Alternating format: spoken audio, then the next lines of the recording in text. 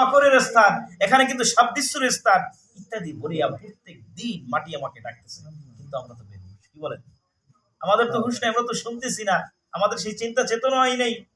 অনেক জায়গায়, বিভিন্ন জায়গায় কবরের আযাব শোনা যাইতে আছে, মানে এখনো সচক্ষে দেখি নাই, এরকম খবরও শুনছি, অকেও শুনেছি যে বহু জায়গায় এরকম কবরের ভিতরে উপরে, কবরের উপরে দাউ দাউ করে আগুন জ্বলতে আছে, এরকম নজির হয়েছে না? আমি নিজে দেখি না, কিন্তু শুনেছি এরকম হয়েছে।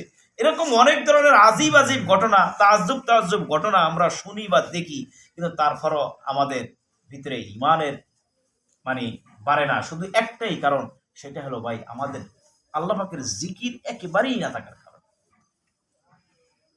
কিতাবের ভিতরে বলতেছেন জিকির হইল আমলের রূহ। জিকির হইল কিসের রূহ? রূহ ছাড়া যেরকম মানুষ বাঁচে না, কথা বুঝিয়েন, রূহ ছাড়া কি মানুষ বাঁচে?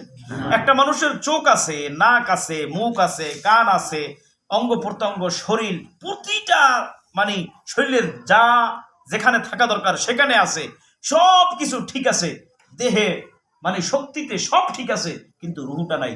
ওই মানুষটাকে মানুষ বলবে না লাশ বলবে? ওই মানুষটা কি বাঁচবে? আর একটা মানুষের হাত নাই কিন্তু রূহ আছে, এতে কি সমস্যা আছে? চলতে চলতে তো হইলেও পারবে। একটা মানুষের রূহ আছে কিন্তু একটা পা নাই, তাহলে তাকে মানুষ বলবে, লাশ বলবে না ভাই। একটা মানুষকে, মানুষের হাত পা সবই আছে কিন্তু চোখ নাই, দুইটা একটা মানা দুটোটাই নাই, তারপরে তাকে লাশ বলবে না, মানুষ বলবে। কি বলেন, ঠিক না বেটি? একটা মানুষের চোখ আছে কিন্তু আপনার মনে করেন অন্য যে কোনো একটা অঙ্গ প্রত্যঙ্গ অ্যাক্সিডেন্টের সাথে বা যে কোনো কারণে চলে গেছে, কিন্তু তার রূহ আছে, এখনো তাকে লাশ বলবে না, তাকে মানুষই বলবে। কিন্তু সারা শরীরের সব ঠিক থাকলেও যখন রূহ চলে যাবে, তখন তাকে কিন্তু আর মানুষ বলবে না, তখন লাশ বলবে। এই জন্য কিতাবের ভিতরে